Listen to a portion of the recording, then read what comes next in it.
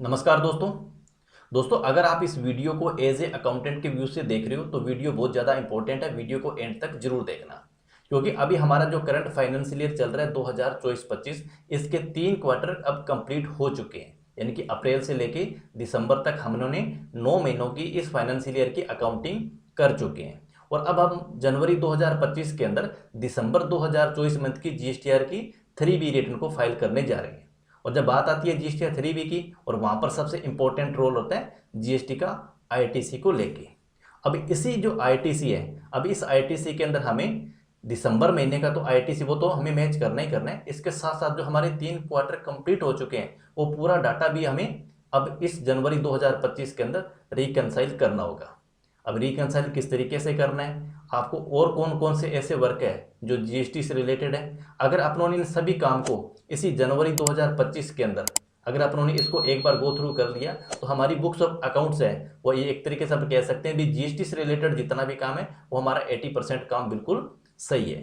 क्योंकि अब इसके बाद हमारे पास केवल 4th क्वार्टर एक क्वार्टर ही बचा हुआ है। और ये जो फाइनेंशियल ईयर है 2024-25, अब ये ऑलमोस्ट अब एंड की तरफ है। ये मोटा मोटी अपने कह सकते हैं 2.5 महीने इस फाइनेंशियल ईयर के बचे हुए हैं। तो अभी कौन कौन से ऐसे काम करने हैं वो अपनी डिटेल के साथ डिस्कस करते हैं। वीडियो पसंद आई तो वीडियो को लाइक जरूर कर देना, और चैनल पर पहली बार आए हो तो चैनल को भी जरूर सब्सक्राइब कर देना। तो सबसे पहले हमने बात करते हैं जीएसटीआर 1 वर्सेज जीएसटीआर 3B की।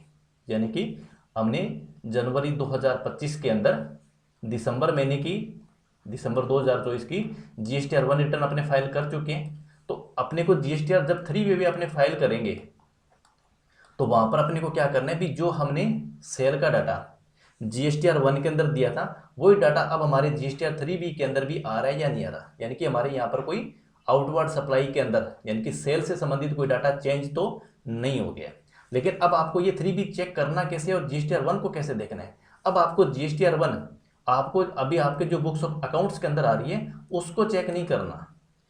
अब आपको कौन सा चेक करना है, जो आपने जीएसटीआर 1 रिटर्न पोर्टल पे फाइल कर दी है उसका डाटा आपको चेक करना है। क्योंकि अगर आप जीएसटीआर 1 देखोगे तो आपका अभी जो प्रेजेंट टाइम में जीएसटीआर 1 और जीएसटीआर 3B वो बिल्कुल सेम दिखेंगे, तो आपको लगता भी हमारी कोई भी एरर नहीं है। लेकिन जीएसटीआर 1 आपने जो फाइल कर दी है उसको चेक करना है, उसका डाटा अब आपको जीएसटीआर 3B के साथ मैच करना है भी आपकी टोटल सेल, ठीक है, और आपका टोटल जितना भी जीएसटी का आउटपुट टैक्स था वो आपको 3B के साथ अपनी जीएसटीआर 1 और 3B का मैच कर लेना है। अगर ये बिल्कुल सही है तो बहुत ही अच्छी बात है।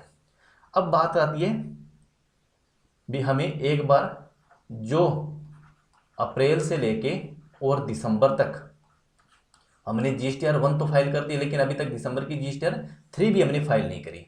तो अप्रैल से लेके दिसंबर तक इन 9 महीनों के अंदर जो जीएसटीआर 1 अपनों ने फाइल कर दी है उसके अंदर जितने भी हमने आउटवर्ड सप्लाई से रिलेटेड हमारी सेल वैल्यू, ठीक है, टैक्स वाली और टैक्स फ्री की सेल, या उसके अंदर अपनों ने कोई क्रेडिट नोट है या कोई डेबिट नोट हमने जो इशू किए हैं वो सेम टू सेम रिकॉर्ड अभी हमारी प्रेजेंट के अंदर बुक्स ऑफ अकाउंट्स के अंदर डाटा आ रहा है या नहीं आ रहा। यानी कि कुछ डाटा मेरे सेल के अंदर कोई सेल रिटर्न या सेल रिटर्न की वजह से कोई डाटा मिसमैच तो नहीं जा रहा। जितनी सेल हमने इस 9 महीने के अंदर जीएसटीआर 1 के थ्रू डिक्लेयर कर दी उतनी सेल अभी भी हमारी बुक्स ऑफ अकाउंट्स के अंदर है या नहीं है। अगर कोई बिल्कुल अगर आपका डिफरेंस बिल्कुल जीरो है तो इसका मतलब आपकी अकाउंटिंग बिल्कुल सही है। अगर कोई डिफरेंस आ गया तो अभी भी हमारे पास मौके हैं कि हम जब जनवरी 2025 की फरवरी 2025 के अंदर जब जीएसटीआर 1 की रिटर्न को फाइल करेंगे तो वहां पर अपने उसको सुधार कर सकते हैं। तो कहने का मतलब भी जो ड्यूरिंग द ईयर जो मिस्टेक हुई है, जो गलतियां हुई है, अपनी ड्यूरिंग द ईयर उसको सुधार कर सकते हैं, ठीक है। उसके बाद हमें करना क्या होगा भी बुक्स का आईटीसी वो हमें 2B के साथ मैच करना है। वो किस तरीके से करना है, सबसे पहले तो हमें वो चीज़ देखनी है भी जो हमने दिसंबर 2024 मंथ के अंदर जो हमने परचेज करी है, जितना हमने जीएसटी का आईटीसी हमें बुक्स के अंदर क्लेम किया है उतना 2B के अंदर है या नहीं है। लेकिन अब आप 2B देखोगे जनवरी 2025 के अंदर तो आपका बुक्स ऑफ अकाउंट्स का आईटीसी और 2B का आईटीसी आपको डिफरेंस मिलेगा। 2B के अंदर अब आपका आईटीसी है जो एक्सेस आएगा, बुक्स का कम आएगा। क्यों आएगा, क्योंकि अब आपके बहुत सारे ऐसे डीलर भी होंगे जो क्वार्टरली रिटर्न फाइल करते हैं, तो उन्होंने अक्टूबर से लेके दिसंबर महीने के अंदर जितना भी उनका सेल था उन्होंने अभी अपनी जीएसटीआर 1 की फाइल जनवरी 2025 में फाइल करी है। ठीक है। तो अब उनका जो डाटा है, अब वो सारा का डाटा अब आपको जनवरी 2025 के अंदर दिसंबर वाली 2B के अंदर आपको दिखेगा। तो 2B के अंदर आपकी परचेज, बुक्स के अंदर परचेज कम है, लेकिन 2B के अंदर आईटीसी आपका ज़्यादा आएगा, क्योंकि क्वार्टरली रिटर्न वाला डाटा सारा आपके 2B के अंदर भी आ गया। तो इसीलिए अब हमें अगर बात करें 2B के आईटीसी की, तो अब हमें करना क्या पड़ेगा, अप्रैल से लेके, यानी कि अप्रैल 24 से लेके और दिसंबर 24 तक जितना आईटीसी हमारी बुक्स ऑफ अकाउंट्स के अंदर आ रहा है, यानी कि जितनी एंट्री अभी हमारी बुक्स ऑफ अकाउंट्स के अंदर है फाइनेंशियल ईयर 24-25 के अंदर, उसका सारा का सारा डाटा अब हमें 2B ऑनलाइन भी डाउनलोड करना पड़ेगा, एक्सेल फाइल इसकी। ठीक है, इधर तो आपने पूरे साल की, यानी कि 9 महीनों की आपने, यानी कि अप्रैल से लेकर दिसंबर तक 2B आपने एक्सेल फाइल डाउनलोड कर ली, और इधर आपने अपनी बुक्स ऑफ अकाउंट्स, यानी कि जो भी आप अकाउंटिंग सॉफ्टवेयर यूज करते हो, जो आपका अकाउंटिंग सॉफ्टवेयर आपका 2A जनरेट करता है या 2 जनरेट ऑप्शन आ रहा होगा उसके अंदर, वो जो है उसको भी आपको अप्रैल से लेकर दिसंबर तक 9 महीनों की आपको एक्सेल फाइल डाउनलोड करनी है, और उसके बाद में हमें 2B के साथ में रिकनसाइल करना है। अगर आपका कुछ आईटीसी भी बुक्स ऑफ अकाउंट्स के अंदर तो है, लेकिन 2B के अंदर नहीं आ रहा, क्योंकि 3 क्वार्टर कंप्लीट हो चुके हैं, तो क्वार्टर रिटर्न फाइल करने वालों ने भी अपनी GSTR 1 की रिटर्न को फाइल कर दिया है। लेकिन उसके बावजूद भी कुछ हो सकता है भी आपके डीलर ऐसे हो भी जिन्होंने अभी तक क्वार्टरली रिटर्न फाइल नहीं करी, या बहुत सारे ऐसे डीलर भी होंगे जो मंथली रिटर्न फाइल करते हैं, लेकिन उन्होंने भी मंथली रिटर्न फाइल है जो नहीं करी। तो आपको क्या चेक करना है, फिर 2B की बजाय आपको 2A चेक करना होगा। अब 2A के अंदर क्या होगा, अभी अगर किसी डीलर ने, किसी सप्लायर ने अगर कोई अपनी GSTR 1 लेट भी लगाई है, तो वो आप 2A के जरिए देख सकते हो भी उसने रिटर्न फाइल करी है या नहीं करी है। अगर वो GSTR 2 के अंदर भी नहीं आ रही, तो आप अपने सप्लायर से कॉन्टैक्ट कर सकते हो भी अभी तक आपने GSTR 1 की रिटर्न को फाइल नहीं किया, इसका रीज़न क्या है। ये कई बार ऐसा होता है भी, मान लीजिए आपने परचेज करे, हो सकता है वो वही सप्लायर भी डिफॉल्टर हो सकता है वो GSTR 1 की रिटर्न अभी तक फाइल नहीं करी, तो आपके आईटीसी का नुकसान हो रहा है। तो आप इसको टाइम रहते हुए, अभी आपके पास में समय है, तो आप उनको कह सकते हो भी आप इस बार तो कोई दिक्कत नहीं, आप जब जनवरी की रिटर्न फाइल करो तो वहाँ पर हमारा सारा डाटा आप शो जरूर कर देना, भले ही आपको IFFI फाइल करनी पड़े, क्योंकि अभी भी आपके पास में जनवरी, फरवरी और मार्च की रिटर्न अभी पेंडिंग है। जब ये लगेगी तो अब ये जो गलतियां हो रही है, इन गलतियों को सुधार अपने आगे वाले इन 3 महीनों के अंदर भी अपने कर सकते हैं, चाहे वो सेल से रिलेटेड हो, चाहे आपका आईटीसी से रिलेटेड हो। तो अब आपको ये चीज़ें भी विशेषकर ध्यान में रखना होगा, क्योंकि इसलिए कर रहे हैं कि ड्यूरिंग द ईयर कोई गलतियां हुई है वो इसी साल में क्लियर हो जाए। और उसके बाद बात आएगी क्रेडिट नोट, डेबिट नोट को। ठीक है, अब ऐसे डीलर जैसे मान लीजिए कोई क्वार्टरली रिटर्न फाइल कर रहे होंगे, उन्होंने भी आपको कोई क्रेडिट नोट है या कोई डेबिट नोट इशू किया होगा। ठीक है, तो वो भी हमें अब 2B के माध्यम से पता चलेगा भी कौन कौन सा ऐसा डाटा आ रहा है। तो वो भी आपको अपनी बुक्स ऑफ अकाउंट्स के अंदर हमें देखना पड़ेगा भी ये क्रेडिट नोट, डेबिट नोट की एंट्री हमने करी है या नहीं करी। भी क्रेडिट नोट अगर आपने कोई एंट्री आपने कर दी, तो आपको हो सकता है आईटीसी कोई रिवर्स करना हो, तो वो भी अपनी दिसंबर 2024 की जब 3B फाइल कर रहे हैं तो उसमें कर देंगे।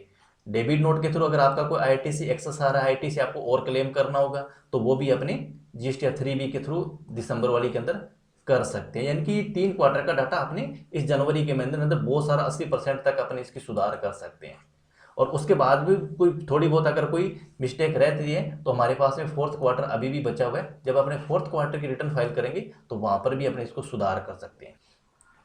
लेकिन इस 4th क्वार्टर के अंदर क्या होगा भी आईटीसी तो चलो अपने सुधार लेंगे, ठीक है, लेकिन बात आएगी जब सेल की, तो सेल में क्या होगा भी अब आपने जो मान लीजिए अप्रैल से लेके और मार्च 25 तक इसके अंदर कोई सेल के अंदर फर्क आ गया, तो आप इसको कब सुधारोगे, अप्रैल 25 में।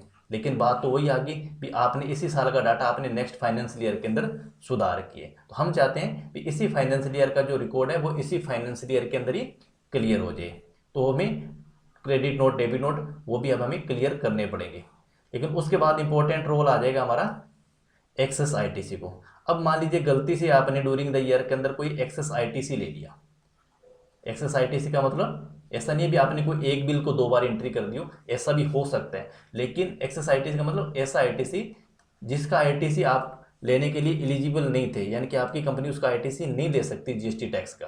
हालांकि वो आपके 2B के अंदर तो शो हो रहा है, 2B में इसलिए होगा भी जिससे आपने परचेज किया होगा उन्होंने अपनी GSTR 1 फाइल करी, तो आपके 2B के अंदर भी आएगा, और आपने 2B के ब्याह पर उसका आईटीसी क्लेम कर लिया।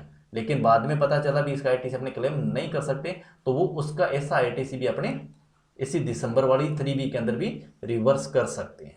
तो यानी कि ऐसे बहुत सारे काम है जो अब आकर अपने उन्हें जनवरी 2025 के अंदर ही कंप्लीट कर लिया, तो हमारी अपने कह सकते हैं भी 80% जो जीएसटी से रिलेटेड जो हमारा काम है वो धीरे धीरे अब साफ सुथरा होता जा रहा है। इससे क्या होगा भी जब हमारी जीएसटीआर 9 जब क्लियर होगी ना, तैयार होगी, तो वो भी बिल्कुल ओके रिपोर्ट होगी, यानी कि ड्यूरिंग द ईयर जो काम है वो ड्यूरिंग द ईयर ही खत्म हो रहा है। क्योंकि उसके बाद हमें टैक्स ऑडिट भी करवानी होगी, तो टैक्स ऑडिट करवाएंगे तो जो हमारी वहाँ पर जो सेल शो कर रहे हैं वो भी सेल हमारी जीएसटी रिपोर्ट के साथ भी मैच करेगी, परचेज भी मैच करेगी, सेल भी मैच करेगी। तो ये सारा का सारा रिकॉर्ड हमारे आने वाले टाइम के अंदर जो हमें समस्या होती है उसी समस्या से बचने के लिए हमें अब जनवरी, फरवरी और मार्च इन 3 महीनों के अंदर अपने अकाउंट्स को पूरा अच्छी तरीके से देखना होगा।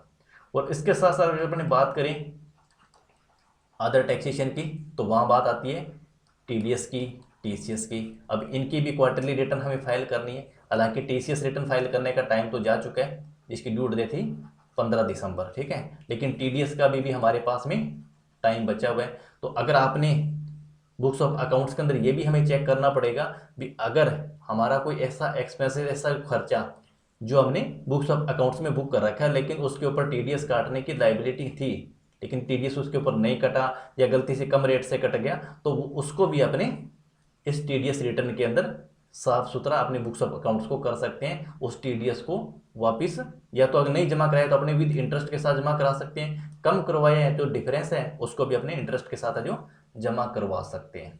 तो इस तरीके से इस 9 महीने का काम जो अकाउंटेंट लोगों को करना है वो अपनी इस वीडियो के अंदर डिस्कस किया है। फिर भी अगर आपकी कोई क्वेरी बचती है तो आप हमें डेफिनेटली कमेंट कीजिएगा, हम पूरी कोशिश करेंगे नेक्स्ट वीडियो के अंदर आपके कमेंट्स के रिलेटेड वीडियो बनाने की। और आज की वीडियो अगर आपको थोड़ी बहुत पसंद आई हो, नॉलेजेबल लगी, तो वीडियो को लाइक